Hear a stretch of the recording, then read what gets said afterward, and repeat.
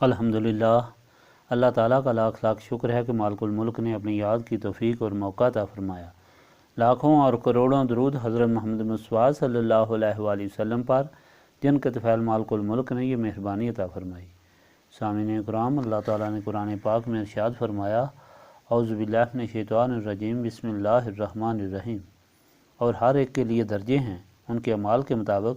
اور آپ صلی اللہ علیہ وآلہ وسلم کا رب بے خبر نہیں ہے اس سے جو وہ کرتے ہیں۔ آپ صلی اللہ علیہ وآلہ وسلم کا رب غنی ہے، رحمت والا ہے، اور اگر چاہے تو لے جائے تمہیں اور تمہاری جگہ لے آئے تمہارے بعد جسے چاہے، جیسے پیدا کیا تم کو دوسری قوم کی اولاد سے، بے شک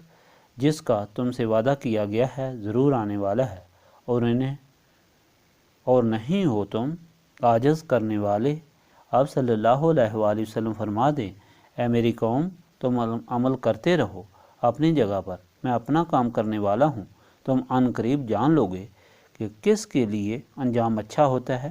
اس جہان کے گھر کا۔ بے شک فلاح نہیں پاتے ظلم کرنے والے، اور انہوں نے بنا رکھا ہے اللہ تعالیٰ کے لیے اس سے جو وہ پیدا فرماتا ہے فصلوں اور مویشیوں سے مقررہ حصہ، اور کہتے ہیں یہ اللہ تعالیٰ کے لیے ہے ان کے خیال میں، اور یہ ہمارے شریکوں کے لیے ہے، تو وہ حصہ جو ہو ان کے شریکوں کے لیے تو نہیں پہنچتا وہ اللہ تعالیٰ کو، اور جو ہو اللہ تعالیٰ کے لیے تو وہ پہنچ جاتا ہے ان کے شریکوں کو۔ کیا ہی برا فیصلہ کرتے ہیں۔ پچھلی مرتبہ کے فرمان الہی میں انجام کے متعلق ارشاد تھا کہ اچھے عمال کرنے والوں نے بھی اس دنیا سے چلے جانا ہے اور برے عمال کرنے والوں نے بھی چلے جانا ہے۔ تو بات یہاں ختم نہیں ہوگی، بلکہ اعمال کے مطابق فیصلہ ہوگا جس میں سزا اور جزا ہوگی۔ اسی روز یعنی یوم محشر اللہ تعالیٰ شیطانوں کو مخاطب کرے گا کہ تم نے بہت زور لگا کر انسانوں سے اپنی دشمنی پوری کی، ان کو اپنے رب خالق سے غافل کر دیا اور گمراہ کر دیا۔ اس پر شیطانوں کے پیروکار انسانوں میں سے بول اٹھیں گے کہ بے شک ہمارے رب، ہم نے ایک دوسرے کی پیروی کی، تعلق رکھا اور تیرے حکم سے غافل اور باغی رہے۔ اس وقت اللہ تعالیٰ کا حکم ہوگا کہ اے شیطان اور شیطانوں کی اماں پر چلنے والو، چلو جہنم میں اور اسی میں رہو۔ اس طرح وہ ایک دوسرے پر اپنے مال کے سبب مسلط ہوں گے، اور ان سے پوچھا جائے گا، کیا جنوں اور انسانوں تمہارے پاس تم ہی میں سے رسول نہیں بھیجے گئے تھے جو تم کو اللہ تعالیٰ کے احکام سناتے رہے اور روز محشر سے ڈراتے رہے؟ تو جواب دیں گے، بے شک ہم شہادت دیتے ہیں کہ ہمیں ہدایت دی گئی اور ہم انکار کرتے رہے۔ آخر میں اللہ تعالیٰ فرماتا ہے کہ وہ مالک الملک رحمان و رحیم ہے، خالق ہے، وہ کسی پر ظلم نہیں کرتا کہ کسی کو ہدایت دی ہی نہ جائے اور اسے سزا بے خبری میں دے دی جائے۔ اللہ تعالیٰ اپنی ہدایت ہر طریقہ سے مخلوق تک پہنچاتا ہے اور پھر ان کے متعلق فیصلہ ہوتا ہے۔ یہ ہدایت اللہ تعالیٰ کے رسولوں اور رسولوں کے غلاموں کے ذریعے ہوتی ہے، اور یہ ہدایت ضرور کسی نہ کسی طرح ہر مسلمان تک پہنچ جاتی ہے، اور انسان کو عقل بھی دی کہ وہ سوچے کہ جو کچھ وہ ہے اور جو کچھ اسے دیا گیا ہے یہ اسی کی دین ہے، اور اسی طرح اسی کی اطاعت میں زندگی گزارے۔ یہ عقل نسبت رسولی صلی اللہ علیہ وآلہ وسلم کے بغیر کام نہیں کرتی۔ یہ کام اسی وقت کرتی ہے جب دل و دماغ روشن ہو، شیطان اور نفس کے شر سے پاک ہوں، اور ایسا نسبت رسولی صلی اللہ علیہ وآلہ وسلم کی برکت سے ہوتا ہے۔ آج کے فرمان میں یہ ارشاد ہوا کہ آخرت کا فیصلہ اعمال کے مطابق ہوگا، یعنی جس نے نیک اعمال کیے جتنے کیے ان کے مطابق ثواب کا حق دار ہوگا، اور جس نے جتنی بغاوت کی اتنی ہی اسے سزا دی جائے گی، یعنی فیصلہ مال کے مطابق ہوگا۔ اس کے بعد اللہ تعالیٰ نے واضح فرمایا کہ مالک الملک جو تمہاری ہدایت کے لیے رسول بھی بھیجتا ہے، کتب آسمانی بھی بھیجتا ہے، تم کو عقل بھی سمجھنے کے لیے دیتا ہے۔ یہ اس لیے نہیں کہ اللہ تعالیٰ تمہارا محتاج ہے، بلکہ وہ تو بے نیاز ہے۔ ساری دنیا اگر مسلمان عابد ہو جائے تو اس کو کوئی فائدہ نہیں، اگر ساری دنیا گمراہ اور گنہگار ہو جائے تو اس کا کوئی نقصان نہیں۔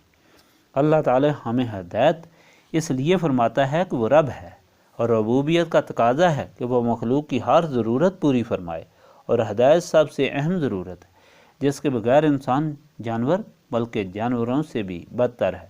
اللہ تعالیٰ فرماتا ہے وہ تمہارا محتاج کیوں ہو، وہ قادر مطلق ہے، وہ اختیار رکھتا ہے کہ تم کو نیست و نابود فرما دے اور تمہاری جگہ دوسری مخلوق لے آئے، اور اس کے لیے مثال دے رہا ہے کہ دیکھو تم خود دوسری قوموں کی جگہ آئے، ان کی اولاد ہو۔ اللہ تعالیٰ اس ہدایت کے ساتھ پھر مخلوق کے بے عقل ہونے کا ذکر فرما رہا ہے کہ یہ کتنے بیوقوف ہیں۔ زمین، مویشی، غرض ہر چیز کا خالق کو مالک اللہ تعالیٰ ہے، اور جب یہ لوگ زمین اور مویشیوں سے فائدہ اٹھاتے ہیں تو اسے تقسیم کرتے ہیں کہ یہ اللہ تعالیٰ کا ہے، اور اسے اللہ تعالیٰ کے راستے میں خرچ کرتے ہیں، اور دوسرا حصہ کہتے ہیں کہ بتوں کا ہے، یعنی ہمارے شریکوں کا، اور پھر اس کو بتوں اور ان کے پجاریوں پر خرچ کرتے ہیں۔